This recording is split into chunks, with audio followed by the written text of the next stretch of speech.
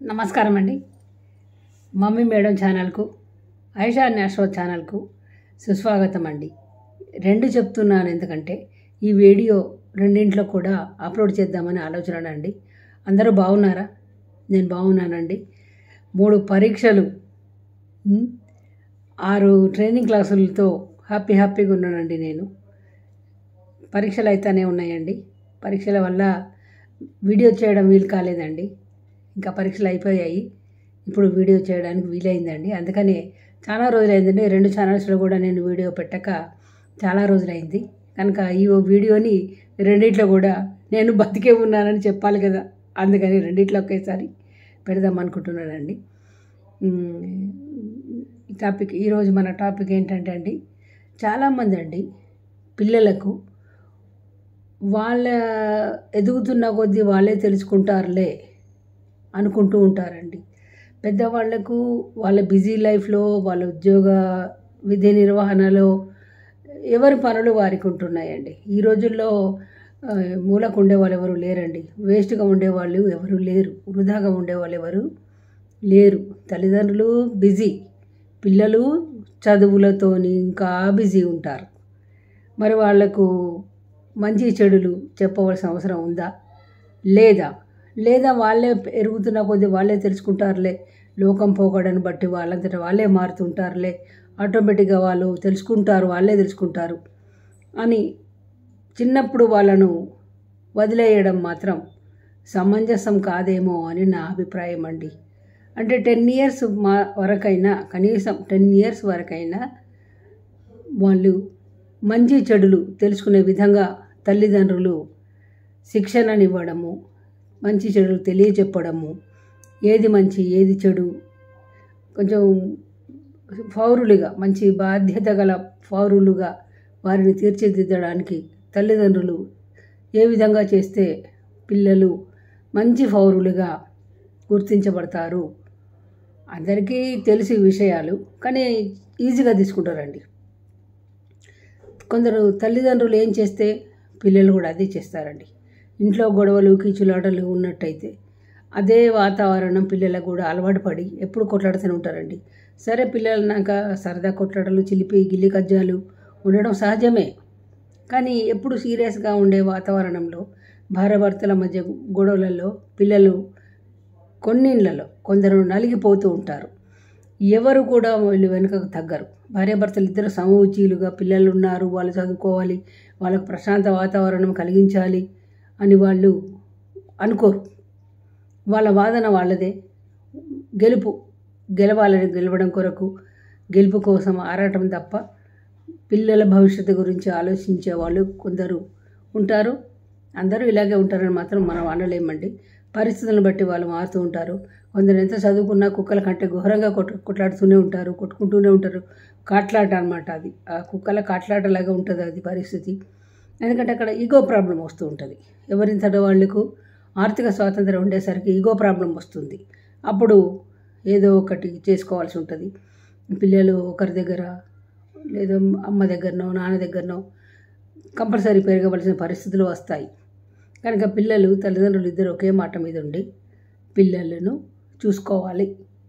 వాళ్ళ మధ్య ఎన్ని కొట్లాటలు ఉన్నా పిల్లల విషయానికి వచ్చేసరికి ఒకే మాట మీద ఉండాలి. ఎందుకంటే వారిద్దరూ కలిపి నిర్ణయించుకొని పిల్లల భవిష్యత్తును తీర్చిదిద్దితే తప్పకుండా వాళ్ళు మంచి పౌరులుగా తయారవుతారు అనడంలో ఏమాత్రం అనుమానం లేదు. కనుక ఎన్ని గొడవలు ఉన్నా కూడా భార్యాభర్తలుగా వాళ్ళు కొట్లాడుకోవచ్చు, కానీ తల్లిదండ్రులుగా పిల్లల్ని తీర్చిదిద్దే బాధ్యత వాళ్ళదే.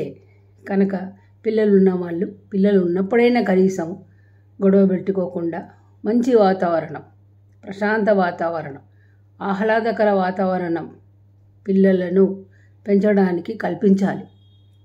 అట్లయితే పిల్లలు సరిగ్గా చదువుకోవడానికి వాళ్ళకు టైంకి అన్నీ అందిస్తూ, వారి స్కూల్ విషయాలను తెలుసుకుంటూ, వారికి ఎక్కువ టైం కేటాయిస్తూ, తల్లిదండ్రులలో ఇద్దరు కూడా వీళ్ళ గొడవలు ఎన్నున్నప్పటికీ వాళ్ళ గొడవలు పిల్లలకు తెలియకుండా ఉంచడము చాలా అవసరం అండి.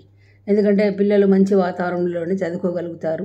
మా గొడవలు మావే, మీ చదువు మీదే, మీరు చదువుకోండి, మేము ఇలాగే గొడవలు పడుతుంటాం, మాకు ఇది అలవాటే అన్న పద్ధతిలో పెద్దవాళ్ళు ఉండకూడదు. పెద్దవాళ్ళ కొట్లాటల ప్రభావము పిల్లల చిన్న పసి మనసుల మీద దారుణమైన ప్రభావాన్ని చూపుతాయి. వాళ్ళలో నిరాసక్తత, పెసిమిజం, నిరాశావాదం డెవలప్ కావడానికి కొంతవరకు తల్లిదండ్రులు కూడా కారణమే. కొంత సమాజం, కొంత స్కూలు, కొంత ఫ్రెండ్స్, రకరకాల కారణాలు ఉంటాయండి పిల్లలలో నిరాశావాదం రావడానికి. అనారోగ్య సమస్యలు కూడా నిరాశావాదాన్ని పెంపొందిస్తాయి.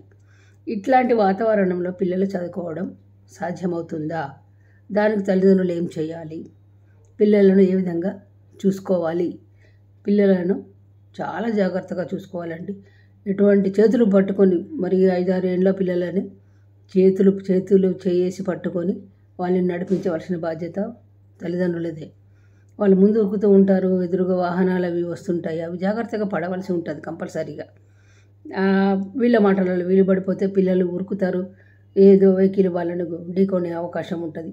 అప్పుడు మనకి జీవితంలో కోలుకోలేని దెబ్బ తగులుతుంది. కనుక పిల్లలు ఉన్న వాళ్ళు చాలా లేని వాళ్ళు ఎక్క ఏడుస్తుంటే ఉన్నవాళ్ళు కాపాడుకోవడంలో ఎందుకు నిర్లక్ష్యం వహిస్తారు? పిల్లలే ముఖ్యం కదా, ఫస్ట్ పిల్లలే కదా చూడవలసింది. చిన్న పిల్లలు వాళ్ళకి ఏం తెలుసండి, ఎట్లా పడితే అట్లా తిరుగుతుంటారు, ఊరుకుతుంటారు. వాళ్ళ ఆనందం వ్యక్తం చేయడానికి రకరకాలైన విధానాలు, ప్రక్రియలు వాళ్ళు చూపిస్తూ ఉంటారు. ఇక్కడ పిల్లలు ఉన్న ఇండ్లలో ఎవరైనా సరే చాలా జాగ్రత్తగా పిల్లల్ని పెంచవలసి ఉంటుంది. పెద్దవారి గొడవలు పిల్లలకు తెలియకుండా పెంచడం మంచి పద్ధతి. ఆర్థిక వ్యవహారాలు పిల్లలకు తెలియాలి, ఎందుకంటే వాళ్ళు గొంతెమ్మ కోరికలు కోరకుండా ఉంటారు. అప్పుడు మన పరిస్థితి ఇంతే, మన స్థాయి ఇంతే అని పిల్లలకు తెలియజెప్తే వాళ్ళు అదే స్థాయిలో ఆలోచిస్తూ ఉంటారు. మన ఇంటి పరిస్థితులు తగిన విధంగానే వాళ్ళు వ్యవహరించడానికి అవకాశం ఉంటుంది. పిల్లలకు కొంత టైం కేటాయించకపోతే వాళ్ళు మరో రకంగా వాళ్ళకి ఇష్టమైన ఫ్రెండ్షిప్లు వాళ్ళు చేసుకోవడానికి అవకాశం ఉంటుంది. వాళ్ళు స్కూల్ నుంచి రాగానే లేదా వాళ్ళ ముచ్చట్లు వినకపోతే వాళ్ళ నిర్ణయాలు వాళ్ళు తీసుకుంటారండి. అప్పుడు కష్టమవుతుంది. కనుక ఎంతో కొంత టైం తల్లిదండ్రులు ఎంత బిజీగా ఉన్నప్పటికీ తల్లిదండ్రులు తప్పకుండా పిల్లల విషయంలో చాలా జాగ్రత్త. తిండి పెట్టడం, బట్టలు కొనడం, చదువు చెప్పించడమే కాదండి తల్లిదండ్రుల బాధ్యత. వాళ్ళ మనసులో ఏముందో తెలుసుకోగలిగినప్పుడే దానిని అనుసరించి తల్లిదండ్రుల ప్రవర్తన ఉంటుంది. పిల్లలు అప్పుడే మీ మాట వింటారు. పిల్లల మాట ఎప్పుడైతే మీరు వాళ్ళ ముచ్చట్లు వాళ్ళ సమస్యలను పరిష్కరిస్తూ ఉంటారో, అన్ని విషయాలలో పిల్లలని ఎక్కువ కాన్సన్ట్రేషన్తో చూస్తూ ఉంటారో అంతే స్థాయి. పిల్లలు ఎప్పుడు కాన్సన్ట్రేషన్ కోరుకుంటారండి, నన్నే చూడాలి, నా మాట వినాలి, తల్లిదండ్రులు ఎక్కువ నన్ను ఇష్టపడాలి అని ఆలోచిస్తూ ఉంటారండి. కనుక తల్లిదండ్రులు కూడా పిల్లల్ని అంతే ప్రేమగా ఆలోచించి స్కూల్లో ఏం జరుగుతుంది, ఎవరితో మంచిగా ఉంటున్నారు, ఎవరు ఫ్రెండ్స్, ఎవరు శత్రువులాగా ఉంటున్నారు, ఏంటిది స్కూల్ వాతావరణం ఏంటిది, టీచర్లు ఎలా ఉన్నారు, క్లాసు పిల్లలు ఎలా ఉన్నారు, మరి మిగతా కోకరిక్యులర్ యాక్టివిటీస్లో వీళ్ళు పాల్గొంటున్నారా లేదా, యాక్టివ్గా ఉంటున్నారా లేదా అని స్కూల్కి వెళ్ళి కూడా టీచర్లని వాళ్ళని అడగాలండి. అడిగితేనే పిల్లలకు కూడా భయం ఉంటుంది. ఈ రోజుల్లో పిల్లలు కొంత పెరగగానే వాళ్ళు పెద్దవాళ్ళు అయిపోయినట్టు వాళ్ళ సొంత నిర్ణయాలు వాళ్ళు తీసుకుంటూ ఉంటారు. అలాంటి అవాంఛనీయ పరిస్థితులు ఉండకుండా ఉండాలంటే పిల్లలు మన చేతిలోనే ఉండాలి. మన చేతిలోనే ఉండాలంటే వాళ్ళకు అనుకూలంగా మనము వాళ్ళ మాట విని వాళ్ళ సమస్యలను సామరస్యంగా ఫ్రెండ్షిప్లో స్నేహపూర్వకంగా మనం పరిష్కార మార్గం చూపిస్తే వాళ్ళు తప్పకుండా మనకు చాలా విలువిస్తారండి. పిల్లలు ప్రతిదీ కూడా మనకే చెప్తుంటారు. అప్పుడు పిల్లలు వారి భవిష్యత్తును వారు నిర్ణయించుకునే అవకాశము వారికి ఉండదు. కనుక మనకు చెప్పి చేయాలి అనే ఆలోచన వాళ్ళకి వస్తుంది. నేను ఎంత మంచిగా ఉన్న వాళ్ళు నేనేం చెప్పినా వాళ్ళు వినట్లేదు, తల్లిదండ్రులు నాకు టైం కేటాయించట్లేదు అనే ఫీలింగ్ పిల్లలకు రాకుండా చూడాలి. కనుక పిల్లల పట్ల పిల్లలను కన్నాము, పిల్లలు వాళ్ళే బతుకుతారులే అని మాత్రం అనుకోవద్దు. పిల్లల ప్రతి దశలో కూడా తల్లిదండ్రుల ఇన్వాల్వ్మెంట్ కొంతవరకు వాళ్ళు మేజర్ అయ్యేటంత వరకు ఉంటూనే ఉండాలి.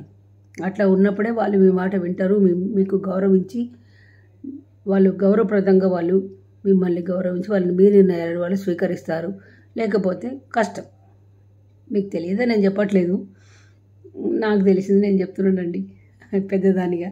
మీ ఇష్టం. ఇంకా థ్యాంక్ యూ వెరీ మచ్.